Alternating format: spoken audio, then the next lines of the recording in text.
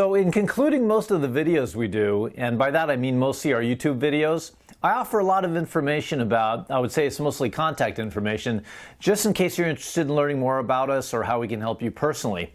But we also offer a special web address where you can go to ask a particular question you might have about trichotillomania, your burning question, whatever that may be. Maybe they're questions you have about your case, or maybe something that troubles a loved one.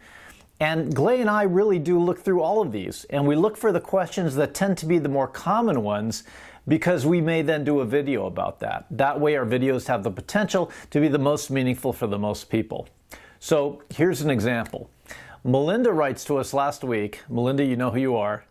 And she asks a question we've heard many times before. She says, why do I have days no pulling and other days I pick minimal, while if tragedy strikes, I have no eyebrows or eyelashes? How come I pulled all my hair out of my eyebrows and eyelashes when I was in school, but now tragedy has to strike in order for me to pull out all my eyebrows, such as the loss of a friend? So just to clarify, I think what you're asking, Melinda, is how come there are times when you're pulling or the urge to pull is minimal, but at other times it just really feels totally out of control? That's a great question, Melinda. I'm telling you, it's absolutely a common one. We're going to answer that for you right now. Stay tuned. Melinda, thank you so much for your question. You know, Melinda, the answer to your question is short and sweet. There's really no mystery to it. But I'm going to give you a little bit of background on this first. Let's start with the idea that there's actually a positive purpose for everything we ever do.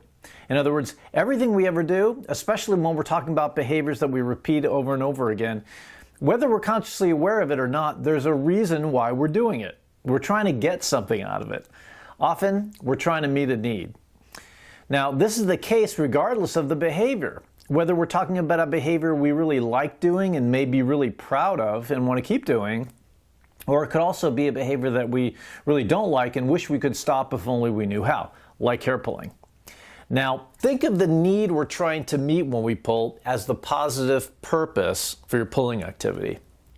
Yeah, there is a positive purpose for your pulling activity. But here's the thing. Just because there's always a positive purpose for what we're doing doesn't always mean we get something positive out of it. Hair pulling is a great example of that. So what's the positive purpose for hair pulling? Well, the easiest way to answer that question is to notice whatever hair pulling feels like it does for you when you do it. So if we were to ask you the question, what's it like for you when you pull? Most people will say things like it makes them feel better. A lot of people will say they get a sense of satisfaction from it. We hear that word a lot. Some people will come out and say it actually feels good. So see, it's pretty easy to see the positive purpose for the pulling activity, right? You know, even though the big picture is hair pullers by and large hate the fact that they're caught up in this pattern of behavior that they just feel so stuck in the moment when they need some way to try to feel better, they automatically go for the tried and true. They automatically go for the hair pulling. So to get to your question specifically, Melinda, why is it that you have days and periods of time when there's no pulling and not really any struggle not to, but then when, as you say, tragedy strikes, that's when your pulling comes back with a vengeance? Well, it's because when we're under stress, we're in pain. And when we're in pain, it's human instinct, it's human nature to try to fish around for ways to try to feel better. It's that simple. You see, we all come wired from the factory to want to avoid pain at all costs. Think of this as the prime directive of your subconscious mind. Your subconscious mind wants two things above all. Number one, to move towards pleasure whenever possible. But number two, and an even stronger motivator for most people under most circumstances, is our built-in, wired-in need to avoid pain. So when it comes down to it, almost without exception, hair pulling tends to be a stress coping mechanism. That is to say, whether or not you're conscious of it at the time, one tends to pull their hair, any hair puller does, when there's some level of discomfort present. It could be stress, pressure, overwhelm, tension, could be anger, hurt, embarrassment, or it could be something far less obvious. It could be something you're quite a bit less likely to be aware of, such as boredom, or tedium, or monotony. But the thing is, these are all forms of discomfort, and hair pulling tends to be something we've learned to do, sometimes over the course of years, as a means of trying to feel better when we're feeling uncomfortable. We're trying to relieve stress. I know the big picture is, of course, hair pulling doesn't reduce your stress, it adds to it, right? Yeah. You know what's interesting? When we've asked about it, when we encourage clients to actually think about it, to think it through, to evaluate just how much of their daily stress load is specifically due to their ongoing trouble with hair pulling, we've had clients tell us that hair pulling literally accounts for 75, 80, 90% or more of all the stress in their life. But the problem is, that's only the big picture. In the moment, you're not thinking about that. In the moment, you need something to try to feel better. And when you're that stressed out or in that much pain, trust me, your brain's not thinking about the big picture. All it's thinking about is what it wants and needs right now, and that's some way to try to feel better right now. It's literally grasping for anything that could work. And that's why your tendency, your need, your drive to pull shoots right back up again, Melinda, when, as you say, tragedy strikes. Your brain is searching around, it's flailing around for some way to try to feel better, and the thing it's used to doing at times like that is pulling. It's been your stress coping mechanism. So now, Melinda, do you see why in times of relative calm you just don't find yourself as interested in or as tempted to pull? It's simply because your brain doesn't need it as much at times like that, versus times when, as you say, tragedy strikes. And you know what the real problem is?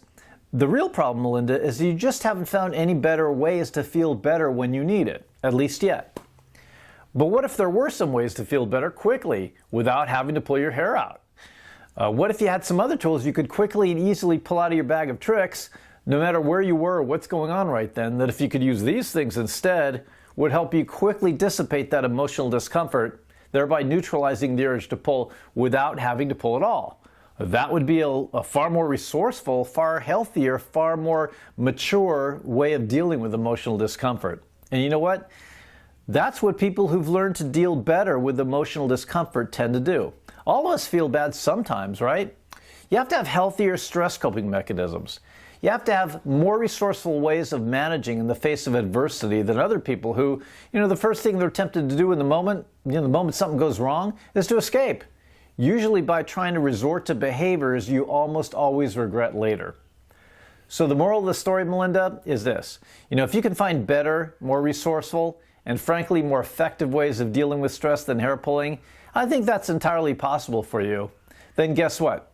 The urge, the impetus, the drive, the desire to pull won't bother you anymore. Why? Because you've already met the need. You've already met the positive purpose for what before was your pulling activity. I hope you found this video helpful. If you did, please like and subscribe to our channel. We'd love to be able to notify you when we have new content, more helpful videos coming your way. And you know what? Go ahead and hit that reply button below and leave us a comment. Talk to us. How did this video impact you? If you're watching this video through our Facebook community page, please leave a comment there. We'd love to meet and chat with you. In fact, if you have questions about trichotillomania or hair pulling in general and you're just not quite sure where to go for answers, do what Melinda did. Go ahead and visit our website's questions and answers page at trick-free.com/qa.html. We do actually look through all the questions that come into us very carefully, just like we do to all the comments and questions that show up here at our YouTube channel, and we do our best to answer as many of those questions in these very videos as possible. And again, please be sure to like and subscribe here, okay? You don't want to miss any of what's coming up here in the near future. If you'd like to reach out to us directly to get some information about how we can help you or a loved one, feel free to visit our website at www.trick-free.com or to call us at any time of day or night toll-free at 833-TRICH-FREE. Thanks again for watching. I'm Robert Mantell with the Trichotillomania Relief Specialists. Here's wishing you an amazing trick-free week.